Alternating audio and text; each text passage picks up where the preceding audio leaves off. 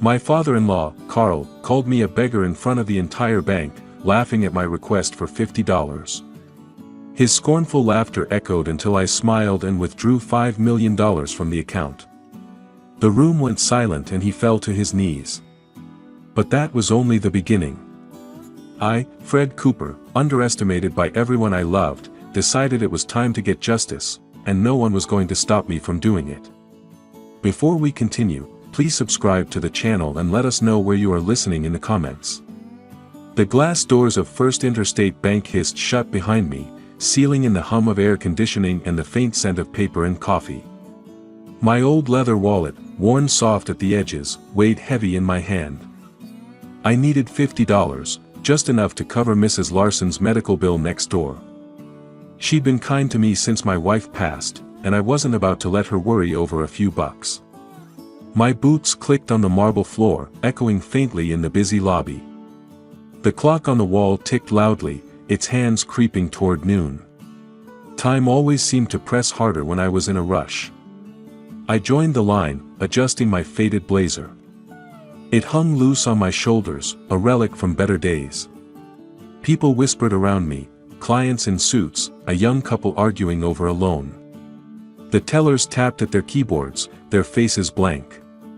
I caught my reflection in the glass partition, gray hair thinning at the temples, a slight stoop. But my eyes were steady. I'd learned to carry myself with quiet dignity, even when the world tried to grind me down. Then I heard him. That voice, booming, polished, dripping with self-satisfaction. Carl Wilson, my father-in-law, stood near the manager's desk, waving his arms like a conductor. His tailored suit gleamed under the fluorescent lights, and a gold watch flashed on his wrist, catching every eye. He was bragging about his new car, some sleek thing he didn't need. Paid cash, of course, he said, loud enough for the whole bank to hear. The manager, a wiry man with glasses, nodded politely, but his smile was tight. Carl's eyes landed on me, and his grin widened, sharp as a blade. "Well, look who's here," he called, striding over. Fred Cooper, gracing us with his presence. His tone was warm, but I knew better. It was the kind of warmth that burned. "Carl," I said, keeping my voice even. I shifted my wallet to my other hand, feeling the weight of the line behind me. The elderly woman next to me glanced up, her eyes kind but curious. "What brings you out, Fred?" "Scraping together pennies again." Carl's laugh was loud, performative. He adjusted his tie, the gesture practiced, like he was on a stage. The manager glanced our way, then looked down at his papers.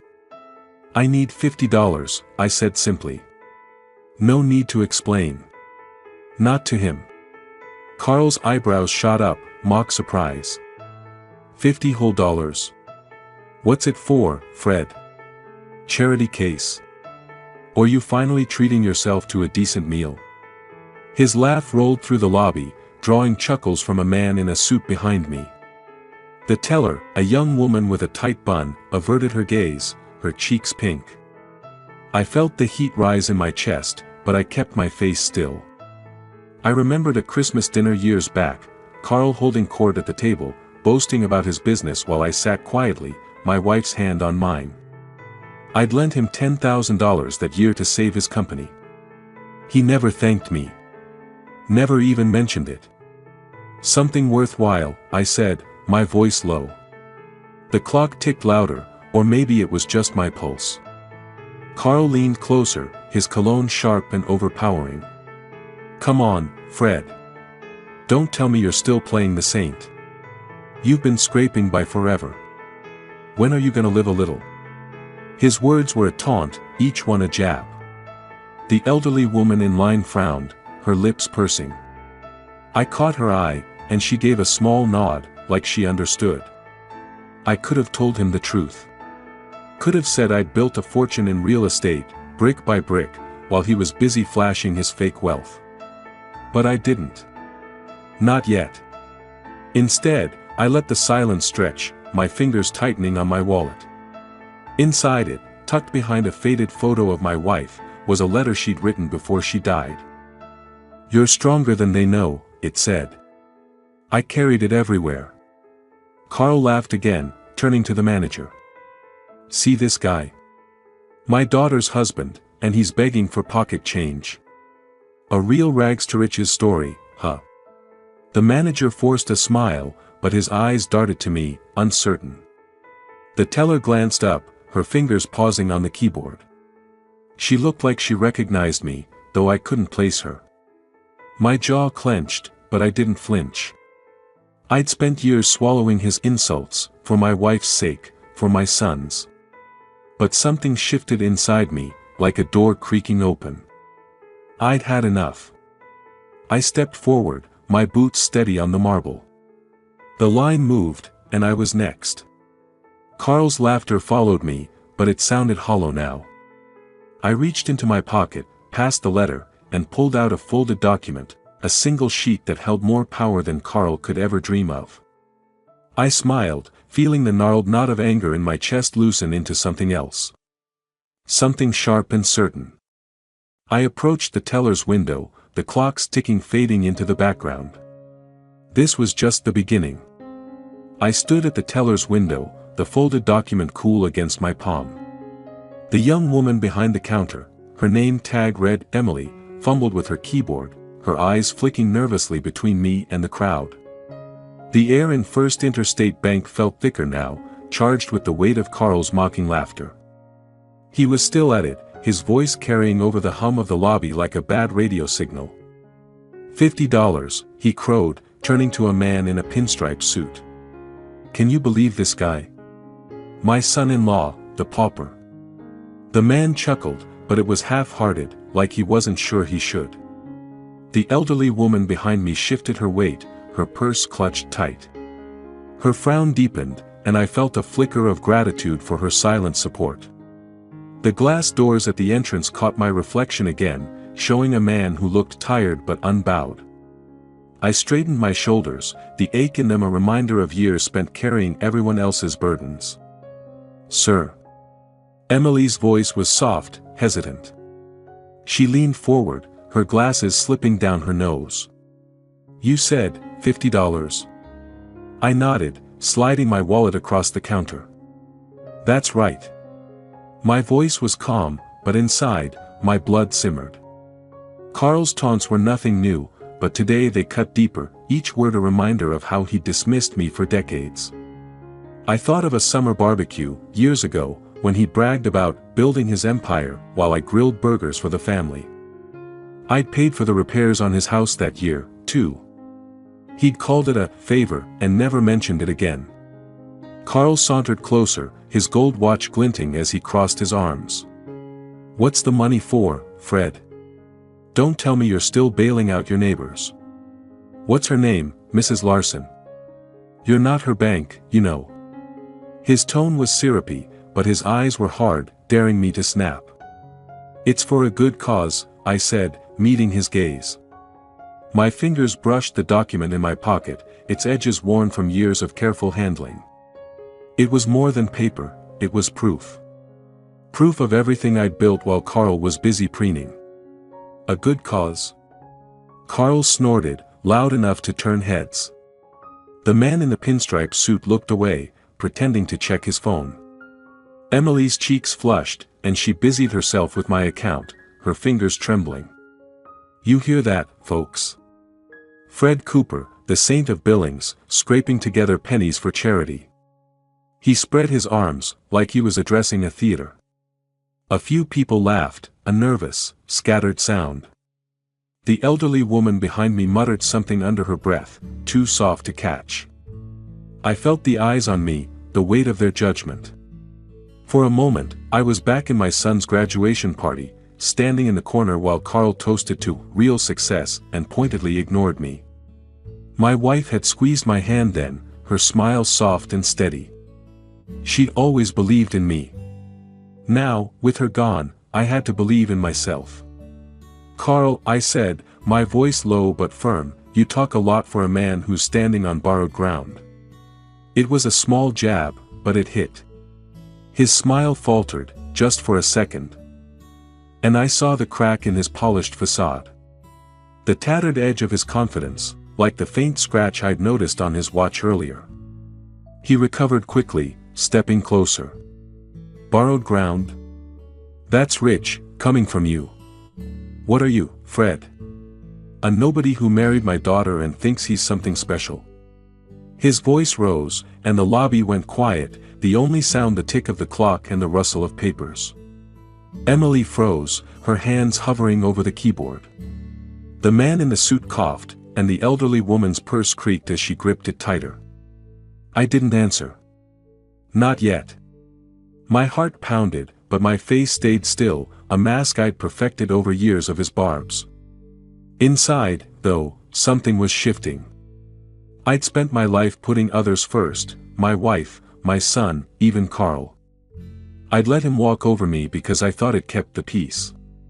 But peace wasn't worth this. Not anymore. Check the account, I told Emily, sliding the document across the counter. My voice was steady, but my pulse raced. The document felt alive in my hands, a quiet promise of what was coming. Carl laughed again, but it was thinner now, less certain. He didn't know what I held. Not yet. Emily hesitated, her eyes darting to Carl, then back to me. She unfolded the paper, her brow furrowing. I caught a glimpse of the glass doors again, their surface reflecting the lobby like a mirror. They were a way out, and a way in. To something new.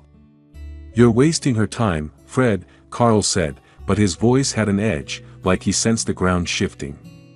He was wrong. I wasn't wasting anyone's time. I was done waiting. I leaned forward, my hand steady on the counter. The clock ticked on, but it didn't matter anymore. The door to my patience had slammed shut, and I wasn't going back. I stood at the teller's window, the air in First Interstate Bank thick with tension. Emily, the young teller, clutched my document, her eyes wide as she scanned the screen. Her glasses slipped further down her nose, and her fingers trembled, hovering over the keyboard. The lobby had gone quiet, the hum of conversation replaced by the relentless tick of the wall clock. My heart thudded, but my face stayed calm, a practiced mask. In my pocket, next to the letter from my wife, was the check I was about to receive. It would change everything. Sir, Emily whispered, her voice barely audible, you're requesting $5 million. Her eyes flicked to me, then to the screen, as if she couldn't believe the numbers. I nodded, my voice steady. That's right. Transfer it to my secondary account. My words were simple, but they landed like a thunderclap. The man in the pinstripe suit behind me coughed, and the elderly woman gasped softly, her purse creaking in her grip. I felt their eyes, the weight of their shock, but I kept my focus on Emily. Carl, standing a few feet away, laughed, a sharp, brittle sound. $5 million. Fred, you've lost it. What's this, some kind of prank? His gold watch flashed as he waved a hand, but his smile was strained, his eyes darting to the manager, who'd stepped closer, papers forgotten. Check the account, I said, my tone cool but firm. I slid the document closer to Emily, its edges worn but its power undeniable. It was more than paper, it was years of quiet work, deals made in smoky offices, risks taken while Carl was busy posing. I'd hidden it all, living modestly to keep my family safe. But I was done hiding. Emily typed faster now, her face pale. The screen glowed, reflecting in her glasses. It's confirmed, she stammered. The funds are available. Her voice cracked, and the lobby seemed to hold its breath. The clock ticked louder, or maybe it was just my pulse, steady and sure. Carl's laugh died. He stepped forward, his polished shoes squeaking on the marble. That's impossible, he snapped, his voice rising. Fred Cooper. With that kind of money? You're a nobody. His hands shook, and a bead of sweat glistened on his forehead, catching the light. The manager frowned, glancing between us. I turned to Carl, my eyes locking onto his. For the first time, I saw fear in him, raw, unguarded. I leaned closer, my voice low, just for him. You shouldn't underestimate me. Carl. By the way, I saw you last night at the diner. With that woman. What would Margaret say? His face went gray. He staggered, one hand grabbing the counter for support. Fred, he choked, his voice a rasp, don't. Please. I can explain. He sank to his knees, his suit crumpling, his watch scraping the floor. The lobby erupted in whispers, the man in the suit stepping back, the elderly woman's eyes wide with approval. I remembered the diner, Carl at a corner booth, laughing with a woman half his age, his hand on hers. I'd been picking up soup for Mrs. Larson, and there he was, oblivious. I hadn't planned to use it, but now. It felt right. Emily handed me the check, her hands shaking. I folded it carefully, tucking it into my pocket next to my wife's letter.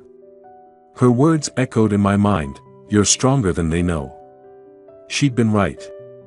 The glass doors at the entrance gleamed, reflecting the stunned faces around me. They weren't just an exit, they were a beginning. Keep it quiet, Carl, I said, my voice steady. For now. I turned, my boots clicking as I walked toward the doors. The lobby was a blur of gasps and murmurs, but I didn't look back.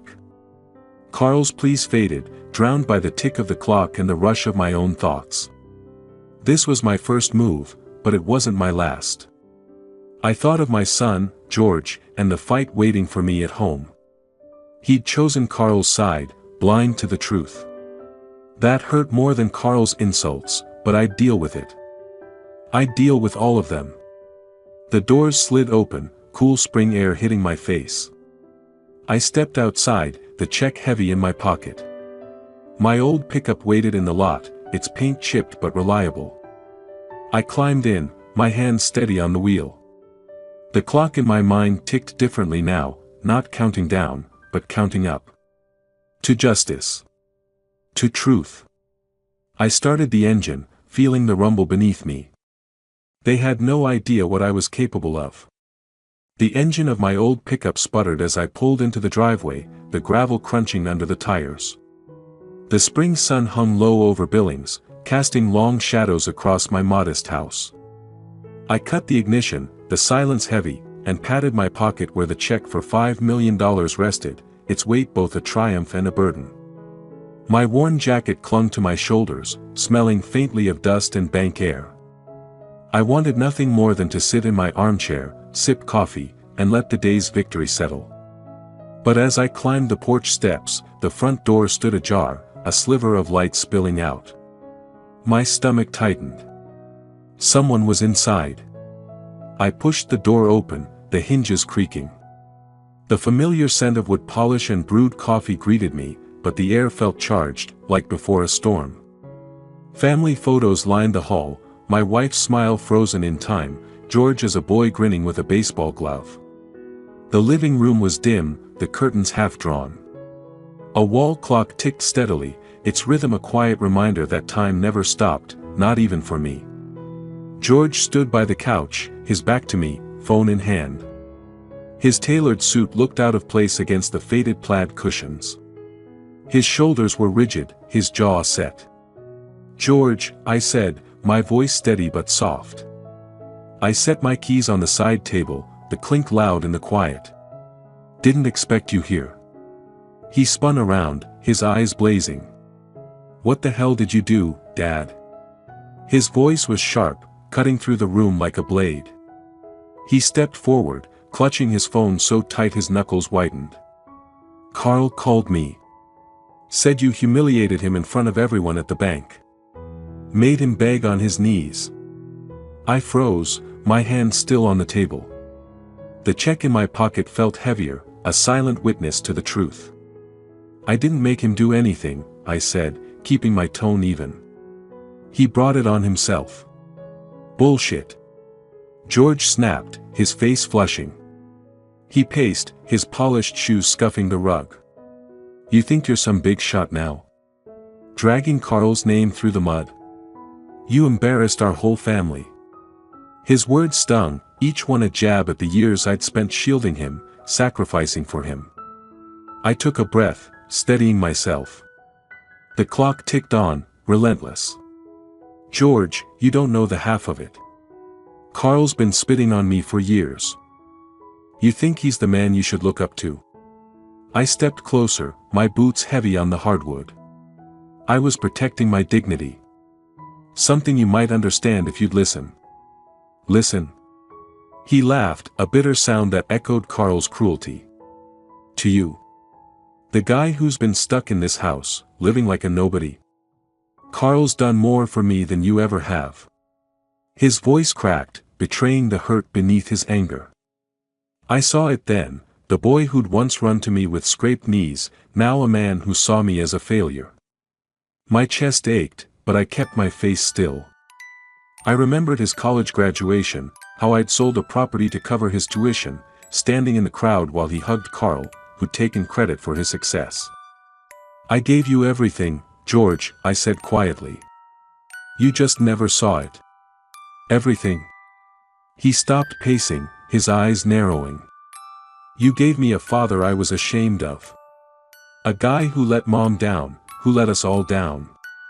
He grabbed his keys from the couch, the metal jangling.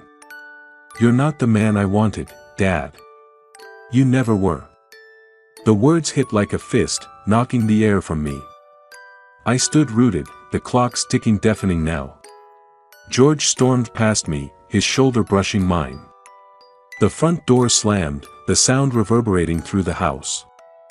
I heard his car roar to life outside, tires screeching as he sped away. The silence that followed was heavier than any insult Carl had thrown. I sank onto the couch, the cushions sagging under me. My wife's photo watched from the shelf, her eyes soft but unyielding. She'd always believed in me, even when I doubted myself. I'd spent decades putting family first, George, her, even Carl. For what? To be called a failure by my own son. My fingers brushed the check in my pocket, then the letter from her, tucked beside it.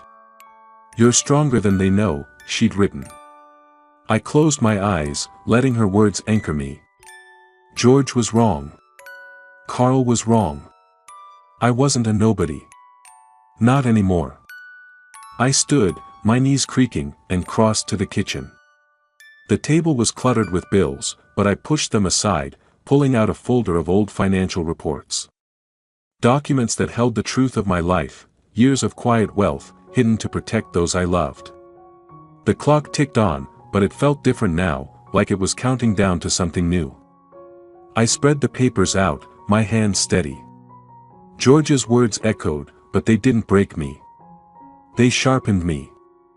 I'd lost my son's respect, but I wouldn't lose my dignity. Not again. My eyes fell on the folder's edge, where a name caught the light. A name I hadn't thought of in years. Someone who could help me fight. The kitchen table was a battlefield of papers, financial reports, property deeds, numbers that told a story no one else had bothered to read. I sat under the glow of a single lamp, its light pooling on the worn wood, casting shadows that danced like ghosts. The house was quiet, save for the soft tick of the wall clock, its hands creeping past 8. My fingers traced a scar on my knuckles, a memento from a construction job I'd taken to pay for George's braces. Every mark on me was a choice, a sacrifice. But tonight, I was done being the martyr.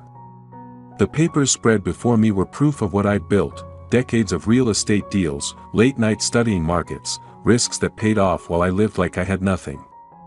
I'd done it for them. For my wife, who deserved a life without worry. For George, who deserved a future. Even for Carl, who'd leaned on me more than he'd ever admit. I leaned back, the chair creaking, and let my eyes drift to her photo on the shelf. Her smile was steady, a beacon in the dim room. You're stronger than they know, her letter said, tucked in my pocket next to the check. I wanted to believe her. I remembered a day 20 years ago, standing on an empty train platform, a ticket to Paris in my hand. I'd dreamed of showing her Europe, walking cobblestone streets, laughing over wine. But Carl's daughter, my wife, needed a wedding, and he couldn't pay. So I sold the tickets, gave him the money, and watched her walk down the aisle in a dress I'd quietly funded. The platform had been cold, the ticket useless. I'd told myself it was worth it. Now, I wasn't so sure. The clock ticked, each second a reminder of time I couldn't get back.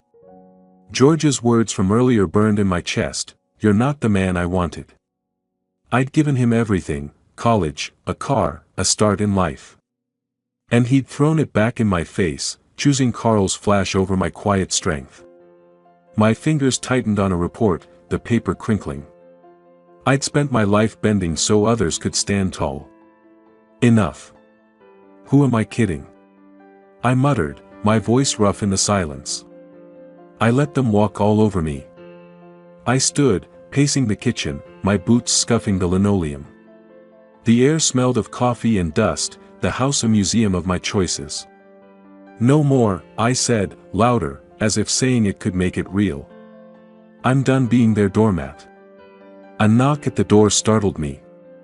I crossed the room, the floorboards groaning, and opened it to find Mrs. Larson, my neighbor, holding a foil-covered dish. Her gray hair was pinned back, her smile warm but cautious. "Brought you a pie, Fred," she said, her voice soft. "Figured you could use something sweet after today." I took the dish, its warmth seeping through the foil. "You didn't have to," I said, managing a smile. "But thank you." She waved a hand, her eyes crinkling. "You're a good man, Fred Cooper. Don't let anyone tell you different." She glanced past me, at the papers on the table. "You fighting something big?" I hesitated, then nodded. "Something like that." "Well, you've got more strength than they know," she said, echoing my wife's words without realizing it. "Don't forget it." She turned, her shawl fluttering as she shuffled back to her house. I closed the door, the pie heavy in my hands. Her kindness steadied me, like a hand on my shoulder. I set the dish down and returned to the table, my eyes scanning the documents. Each page was a brick in the empire I'd built, hidden from the world. Carl thought he could shame me. George thought I was weak. They were wrong. I opened a drawer, the wood scraping, and rummaged through old receipts and letters. My fingers brushed a small card, its edges yellowed. A lawyer's name stared back at me, Margaret Klein, a woman I'd met years ago at a property auction. She'd been sharp, relentless, the kind of ally I needed now. I held the card, its weight light but potent, like the documents on my table. The clock ticked, but it didn't feel oppressive anymore. It was a countdown to something else, a fight I was ready to wage. I sat back down, the card in my hand, my wife's photo watching over me. Her smile seemed to say, "Go on, Fred. Show them." I turned the card over, my thumb brushing the embossed letters. Everything in me was shifting, like a door swinging open to a path I'd ignored too long. This was my moment. The morning sun slanted through the kitchen curtains, painting stripes on the floor. I stood at the counter, the coffee maker gurgling, its bitter scent mixing with the faint must of old wood. The house was still, the only sound the steady tick of the wall clock, its hands inching toward 9. I'd barely slept, my mind churning with George's betrayal and the lawyer's card burning a hole in my pocket. Then the doorbell rang, sharp and insistent, cutting through the quiet like a warning. I crossed to the door, my boots heavy on the creaking floorboards. A young man in a courier's uniform stood on the porch, holding a manila envelope. His eyes were tired, his cap crooked. "Fred Cooper?" he asked, already thrusting the envelope toward me. "That's me," I said, taking it. The paper was stiff, official, its weight unsettling. "Thanks." He nodded, already halfway down the steps. "Have a good one," he muttered, disappearing toward his van. I closed the door, the latch clicking, and stared at the envelope. My name was printed in bold, no return address. My gut twisted. This wasn't a bill or a neighbor's note. This was trouble. I tore it open, the paper ripping with a harsh sound. Inside was a single document, its text dense and formal, the kind that carried consequences. My eyes scanned the first line, Carl Wilson vs. Fred Cooper. Claim for moral damages. My breath caught. $4 million. Carl was suing me, claiming I'd publicly humiliated him at the bank, damaging his reputation. His signature sprawled at the bottom, sharp and arrogant, like a taunt. I sank into a chair, the document trembling in my hands. The clock ticked louder, each second a jab at my shock. $4 million. For standing up to his cruelty. My face burned, anger rising like a tide. I remembered a late-night call years ago, Carl, desperate, begging for a loan to save his company. I'd wired the money, no questions asked. He'd promised to repay me, but instead, he'd bought a new car and laughed it off. Now this. How dare he? I muttered, my voice low but fierce. The paper crinkled as my grip tightened, the words blurring. Carl wasn't just fighting back, he was trying to bury me. To take everything I'd built and twist it into his victory. My pulse raced, but beneath the anger, something colder took root. Resolve. I stood, the chair scraping, and grabbed my phone. The lawyer's card, Margaret Klein's name in crisp black letters, lay on the table, next to the document. I dialed her number, my fingers steady despite the storm in my chest. The line rang twice before she picked up, her voice crisp and confident. Klein Legal, Margaret speaking. Margaret, it's Fred Cooper, I said, pacing the kitchen. We met at a property auction a few years back. I need your help. A pause, then a hint of recognition. Fred. I remember. What's going on?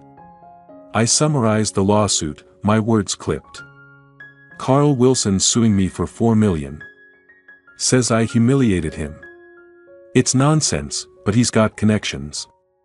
She let out a low whistle. That's bold, even for Carl. He's got a reputation, but this? It's a stretch. Her tone sharpened. We can fight it, Fred, but it won't be easy. He's got friends in high places. I'm not backing down, I said, my voice firm. He's taken enough from me. Good, she replied, a smile in her voice. Let's meet tomorrow. Bring everything you've got on him. I hung up, the phone warm in my hand. The document lay on the table, its words a challenge I wouldn't ignore.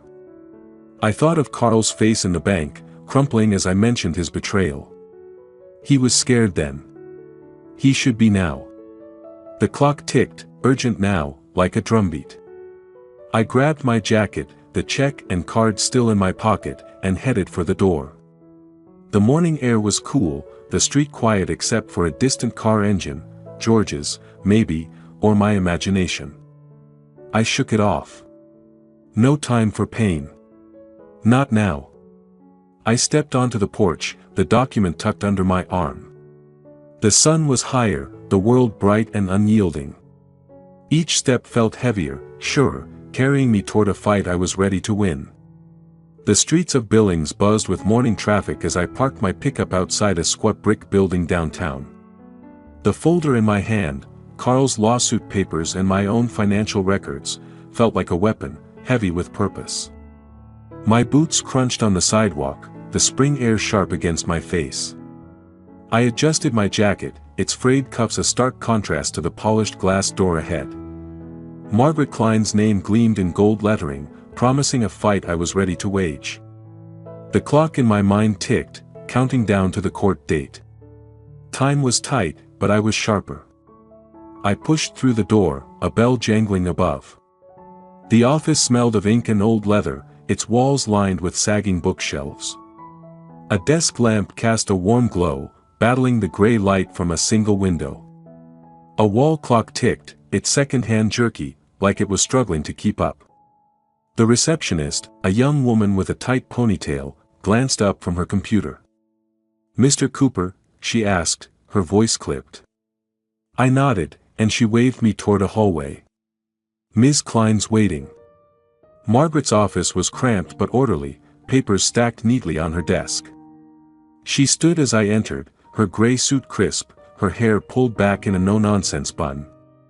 Her eyes, sharp as a hawk's, softened slightly. "Fred," she said, extending a hand. "Been a while."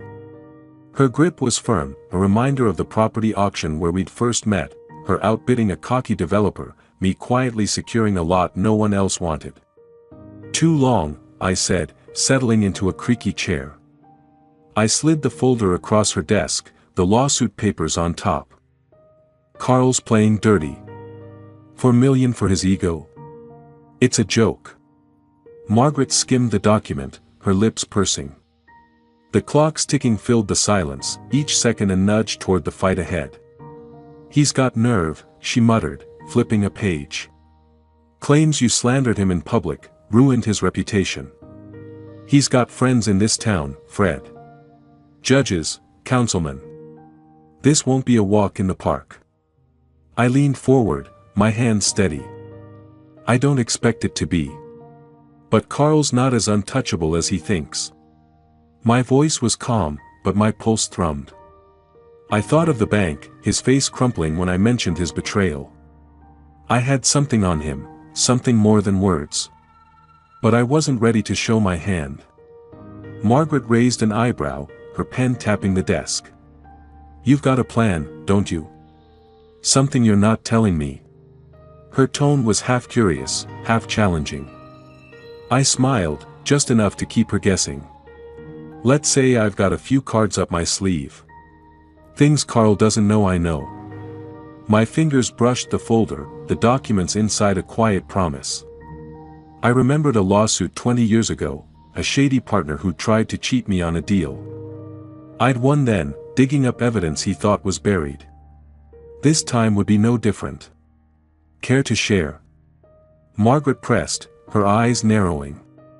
The receptionist's typing drifted through the door, a faint rhythm under the clock's relentless beat. "Not yet," I said, my voice low. "But when the time comes, you'll have everything you need to bury him." I leaned back, the chair groaning. My wife's letter, tucked in my pocket, seemed to pulse with her words, "You're stronger than they know." She'd believed in me. Now I believed in myself. Margaret nodded, a spark of respect in her eyes. "All right, Fred. We'll start with discovery, pull his financials, see what he's hiding. But if you've got something solid, don't wait too long." She jotted a note, her pen scratching. "He's got a head start, and his connections run deep." "I'm not worried," I said, and I meant it. Carl had underestimated me for years. George had, too. But I wasn't the man they thought I was, not anymore. The clock ticked, its sound sharper now, like a countdown to justice. Margaret slid the folder back to me, her expression all business. "We've got work to do. I'll file a motion to dismiss, but we need to be ready for a fight. You in?" "All the way," I said, standing. I tucked the folder under my arm, its weight grounding me. The office door loomed ahead, not just an exit but a gateway to the next move. I thought of Carl's smug grin, George's angry words. They'd both learn soon enough. I stepped into the hallway, the receptionist glancing up as I passed. The street outside was louder now, cars honking, life moving on. I pushed through the glass door, the bell jangling behind me. The folder was heavy, but my steps were light. The wind stung my cheeks, carrying the promise of spring, and something more. My plan was taking shape, piece by piece. The lamp on my desk buzzed faintly, casting a harsh glow over the clutter of bank statements and property records. My home office, a spare bedroom with a sagging bookshelf and a chipped coffee mug, was my war room now. The air smelled of stale grounds and ink, the only sound the soft tick of a shelf clock, its hands creeping toward midnight. I scribbled notes on a legal pad, my pencil scratching as I cross-referenced Carl's loans against my own investments. Every number was a clue, every line a step closer to tearing down his facade. My wife's photo watched from the wall, her smile a quiet push to keep going. I leaned back, my chair creaking, and rubbed my eyes. The lawsuit loomed, but I wasn't just defending myself, I was building a case. Carl's betrayal in the bank wasn't enough. I needed proof, something undeniable. My phone sat beside me, Margaret's number on speed dial, but tonight I needed someone else. I dialed Frank, a private investigator I'd hired once to track a shady tenant. His voice, when he answered, was gravelly, laced with cigarette smoke. "Fred. Hell, it's late. What's cooking?" "Carl Wilson," I said, my voice low. "I need dirt. Something solid." I glanced at the clock, its ticking a reminder of the court date barreling toward me. Frank chuckled, a dry, cynical sound. "Wilson's a slippery bastard, but nobody's clean." "What are we looking for?" "Anything that proves he's not the saint he pretends to be," I said. "Start with his personal life. You know what I saw at the diner." I remembered that night, Carl laughing with a woman, his hand on hers, oblivious to me in the corner. I'd kept quiet then, for my wife's sake. Now, silence wasn't an option. "Got it," Frank said. "I'll poke around. But if he's got secrets, they're buried deep. Could get messy." "Messy's fine," I replied, my fingers tightening on the phone. "Just get me something I can use." I hung up, the room's silence heavier now. The documents on my desk were a map of Carl's lies, loans he'd defaulted on, deals he'd fudged. But they weren't enough. Not yet. My phone buzzed, George's name flashing on the screen. My heart lurched. I hadn't spoken to him since he stormed out, his words still raw, "You're not the man I wanted." I let it ring, my thumb hovering, then answered. "George," I said, my voice flat. "Dad," he started, his tone softer, hesitant. "Look, maybe I was too harsh. Can we talk? I don't want this wall between us." His words were a lifeline, but they came too late. I closed my eyes, the clocks ticking loud in my ears. Part of me wanted to say yes, to mend things. But I saw Carl's shadow behind him, the years of misplaced loyalty. "You need to figure out who you're standing with, son," I said, my voice steady but cold. "This isn't the time." "Dad, come on," he started, but I cut him off. "Not now, George." I hung up, my chest tight. The room felt smaller, the air thicker. I'd chosen my fight over my son, and it hurt like hell. But I couldn't stop. Not when I was this close. I stood, pacing to the window. The street was dark, a neighbor's porch light flickering. I remembered another night, years ago, spotting Carl at a cafe with a woman who wasn't Margaret. I'd turned away then, thinking it wasn't my place. Now, it was my weapon. I returned to the desk, the documents waiting like soldiers. The clock ticked, relentless, pushing me forward. A knock at the front door broke my focus. I frowned, crossing the house. It was Mrs. Larson, holding a thermos. "Couldn't sleep," she said, her smile sheepish. "Thought you might need coffee." I took it, grateful, but my mind was elsewhere. "Folks are talking about your lawsuit," she added, her eyes searching. "You holding up?" "Better than Carl will," I said, forcing a smile. She nodded, sensing I wasn't ready to talk, and left. I closed the door, the thermos warm in my hands, and returned to my office. The clock's ticking felt urgent now, like a heartbeat. My phone pinged, a text from Frank. "Found something juicy. Meet me tomorrow." I stared at the screen, my pulse quickening. The documents on my desk seemed to hum, alive with possibility. I sat down, the coffee forgotten, and opened the message again. This was it. The manila envelope from Frank sat on my kitchen table, its edges creased from the courier's grip. Morning light filtered through the blinds, glinting off the coffee pot, the air sharp with the scent of brewed grounds. The house was quiet, the wall clocks tick a steady pulse, counting down to the court date. I sliced the envelope open, my knife steady, and pulled out a stack of photos and a typed report. The top image stopped me cold: Carl, in a dimly lit restaurant, his arm around a woman with dark hair, their smiles too close for casual. My lips curled, not quite a smile, but something harder. Got you. I spread the photos out, each one a nail in Carl's coffin. The report detailed dates, times, even an affidavit from a waiter who'd seen them together weekly. My fingers brushed the clock's edge, it's ticking louder now, like it knew the stakes.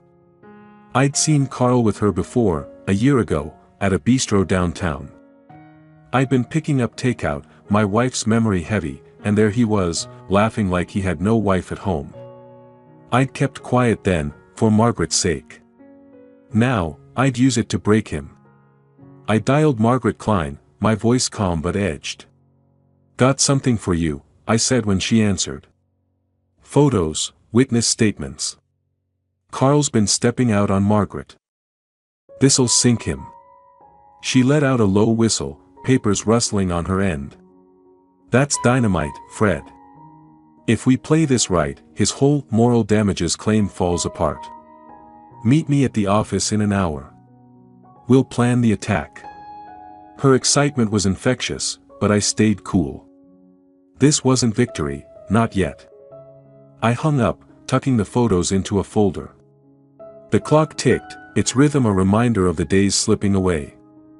I thought of Carl's face in the bank, crumpling when I mentioned his betrayal. He'd begged then. He'd beg again. My wife's letter, in my pocket, seemed to hum with approval. You're stronger than they know, she'd written. I was proving it. My phone rang, shattering the quiet. Carl's name flashed on the screen, and my pulse spiked. I answered, my voice ice. What do you want? You're digging where you shouldn't, Fred, he snarled, his voice low, venomous. Keep this up, and I'll ruin you. Your name, your money, gone. His words were a blade, but they didn't cut. Not anymore. I leaned against the counter, the photos in front of me. Funny, Carl. I was about to say the same to you. My tone was steady, almost amused. How's Margaret doing? Had a good talk with her lately?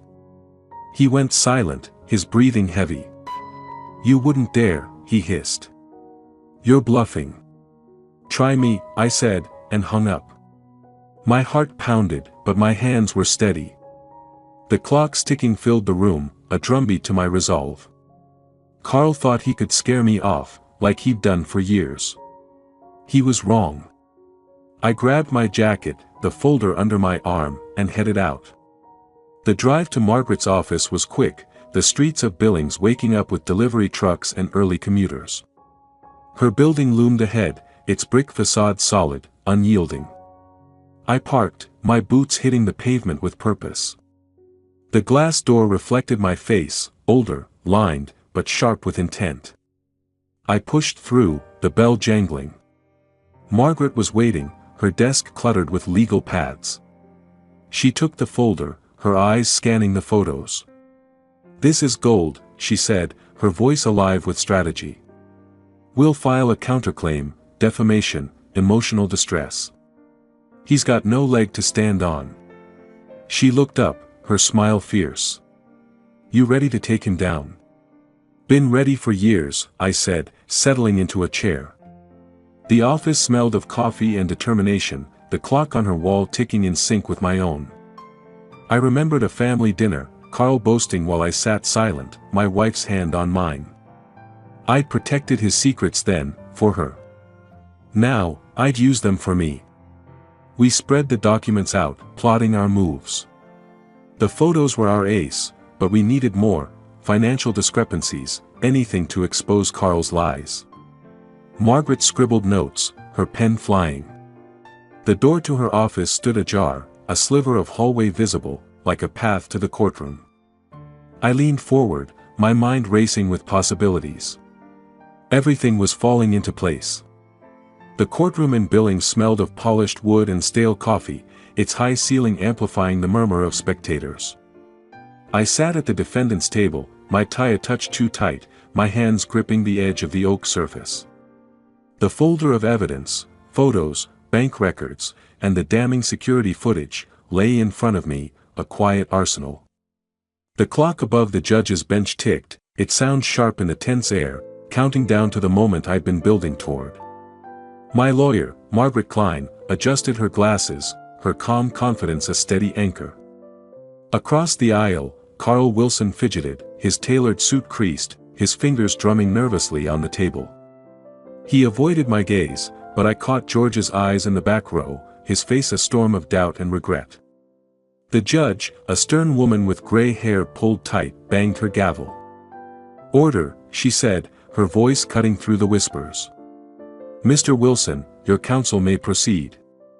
Carl's lawyer, a slick man with a sharp smile, stood. "Your Honor, Fred Cooper publicly humiliated my client in First Interstate Bank, slandering his character and causing irreparable harm. We seek $4 million in damages for this deliberate attack." His words were smooth, practiced, but I saw Carl flinch, his eyes darting to the crowd. Margaret, his wife, sat rigid in the front row, her lips a thin line. Margaret Klein leaned toward me, her voice low. "Ready for the fireworks?" I nodded, my jaw tight. The clock ticked, relentless, as Carl's lawyer painted me as a vindictive nobody, twisting the bank scene into a melodrama. I kept my face still, but my pulse raced. I thought of my wife's letter in my pocket, "You're stronger than they know." She was right. I was ready. "Your Honor," Margaret Klein said, rising, her tone sharp but composed. "The plaintiff's claims are baseless. We have evidence that proves Mr. Cooper acted within his rights and spoke the truth." She held up a USB drive, its black casing glinting. Security footage from the bank, provided by the manager, shows the incident in full. The courtroom buzzed, heads turning. Carl's face paled, his hands clenching. George leaned forward, his eyes narrowing. The judge nodded, and a clerk set up a screen. The footage played, grainy but clear. Me at the teller's window, calm, asking for my money. Carl, mocking, his voice loud, calling me a beggar. Then his collapse, unprompted, his knees hitting the floor as I mentioned his betrayal.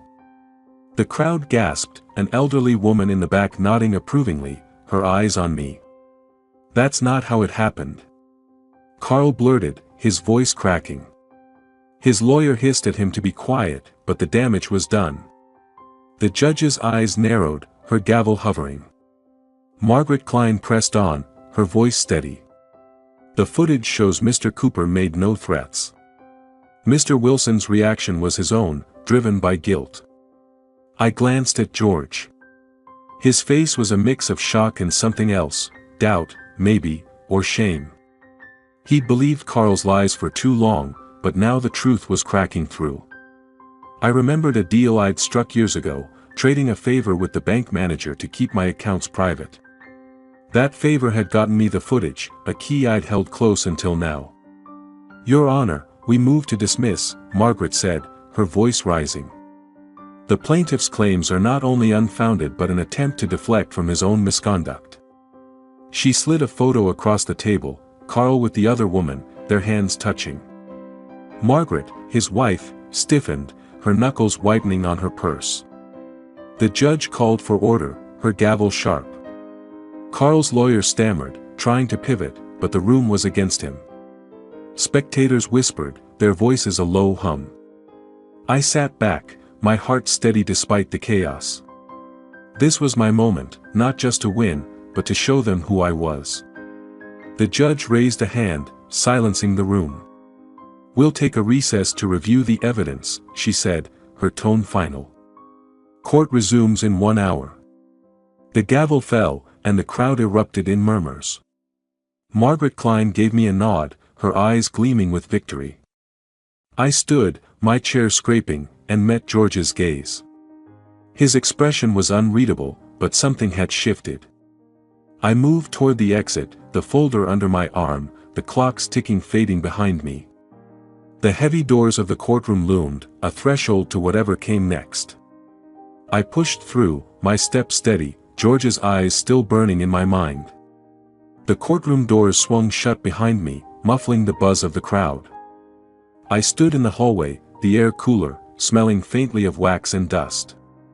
My tie felt looser now, but my chest was tight, the weight of the moment pressing down. The folder of evidence was still under my arm, its contents, photos, footage, truths, having torn through Carl's lies like a blade. The clock on the wall ticked, its hands frozen at 10 minutes to the hour. Time had paused, just for a moment, as if giving me space to breathe. But I wasn't done yet.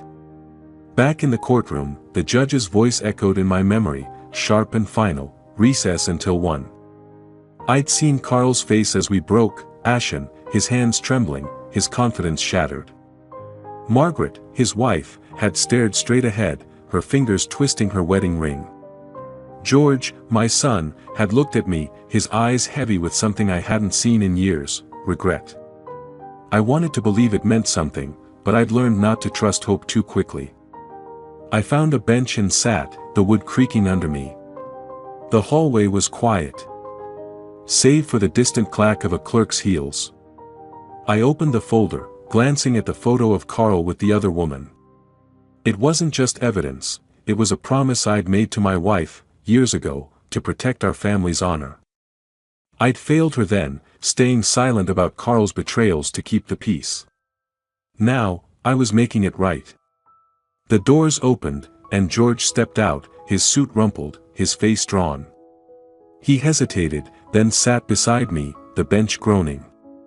"Dad," he said, his voice low, almost a whisper.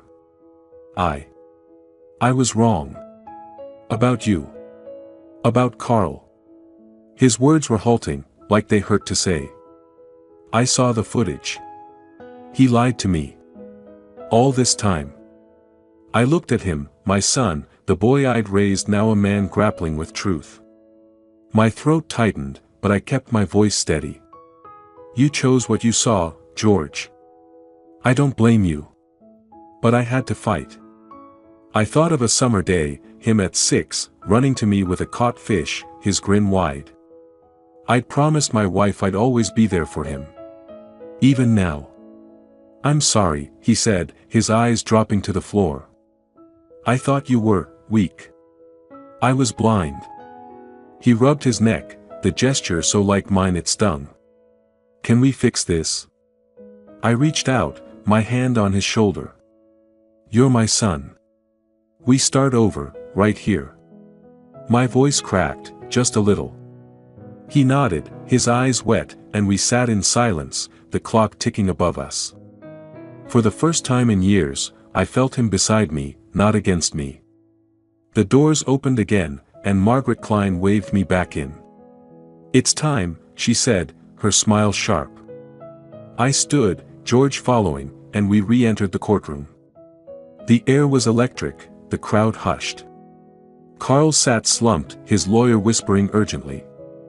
Margaret, his wife, stood suddenly, her voice cutting through the room. "I'm done, Carl," she said, her tone ice. "I'm filing for divorce. You've lied to me for the last time." She tossed her ring onto the table, the clink echoing. The crowd gasped, an elderly woman in the back clapping softly, her eyes bright. Carl's head sank, his hands covering his face. The judge banged her gavel, her voice booming. "Order. The court has reviewed the evidence. The plaintiff's claim is dismissed. Mr. Cooper acted within his rights, and the footage supports his account." The room erupted, cheers mixing with murmurs. Margaret Klein squeezed my arm, her grin fierce. "We did it, Fred." I exhaled, the weight lifting. The clock's ticking softened, like it was finally at peace. I'd won, not just the case, but my dignity. George's hand found mine, a brief, firm grip. The crowd's applause washed over me, but it was his touch that mattered most. I moved toward the exit, the heavy doors ahead. Carl's broken figure faded behind me, irrelevant now. Margaret, his wife, stormed out, her heels clicking. I pushed through the doors, the spring air hitting my face, sharp and clean. George walked beside me, silent but present. I thought of what lay ahead, a new chapter, maybe a new home. The sun was high, the street alive with possibility. The realtor's office smelled of fresh paint and ambition, its windows framing a view of Billings' quiet streets. I sat at a sleek desk, my pen hovering over the final papers for my new apartment. The keys lay beside me, their metal cool and bright, a promise of something fresh. My jacket hung on the chair, no longer a symbol of struggle but of a man who'd fought and won. The clock on the wall ticked softly, its rhythm calm, like the world had finally slowed to let me breathe. I signed the last page, my signature steady, and slid the papers to the realtor, a young woman with a warm smile. "Congratulations, Mr. Cooper," she said, handing me the keys. "This place is going to suit you." Her enthusiasm was genuine, and I nodded, feeling a lightness I hadn't known in years. The apartment was modest but bright, with wide windows overlooking a park where kids played and trees swayed in the spring breeze. I'd chosen it for the view, for the quiet, a place to rebuild. I drove to the apartment, the keys jangling in my pocket next to my wife's letter. The building was new, its walls crisp white, the air inside sharp with the scent of varnish. I walked through the empty rooms, my boots echoing on the hardwood. In the living room, I set a photo of her on the mantel, her smile soft, eternal. "We did it," I whispered, my fingers brushing the frame. The clock on the wall ticked, a gentle reminder of time moving forward, not back. Later that day, I met with a lawyer, not Margaret Klein, but a trust specialist, a wiry man with thick glasses. We sat in his office, papers spread out, detailing a trust fund for a local charity.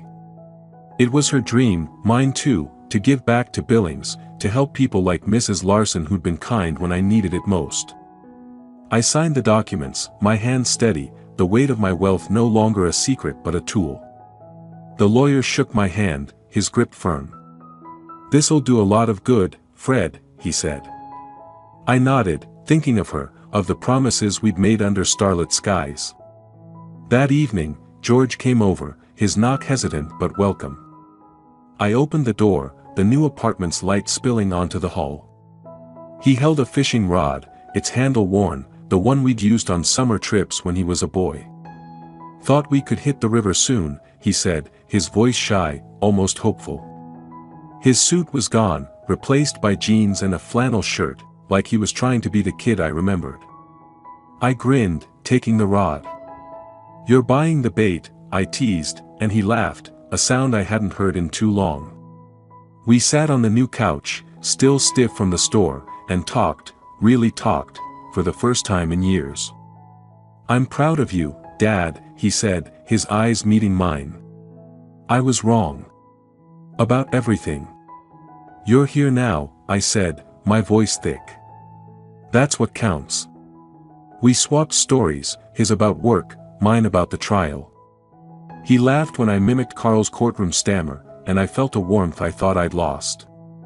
I remembered a night by the river, him small and wide-eyed, asking if we'd always be a team. I'd said yes then. I meant it now. The clock ticked, it sounded a soft backdrop to our laughter. I thought of the fight, Carl's downfall, Margaret's departure, the courtroom's applause. It had cost me years of silence, but it had given me back my son, my dignity. I'd kept my promise to her, to myself. The trust fund was just the start. There'd be more, scholarships, maybe, or a community center. I'd figure it out. I stepped onto the balcony, George following. The park below was alive with evening joggers, kids chasing a ball. The sun dipped low, painting the sky gold and pink. I leaned on the railing, the air cool, the world open. George stood beside me, quiet but close. I thought of the courtroom doors, the way they'd swung shut on my old life. These new doors, literal, metaphorical, were wide open. I walked to the park later, alone, the grass soft under my boots. An oak stood tall, its branches swaying. I stopped beneath it, the sunset warming my face. The clock in my mind had stopped ticking, replaced by a quiet certainty. I'd fought, I'd won, and now, I could live. If you liked this story, please like this video, subscribe to the channel, and share your impressions of this story in the comments. To listen to the next story, click on the box on the left. Thank you for watching.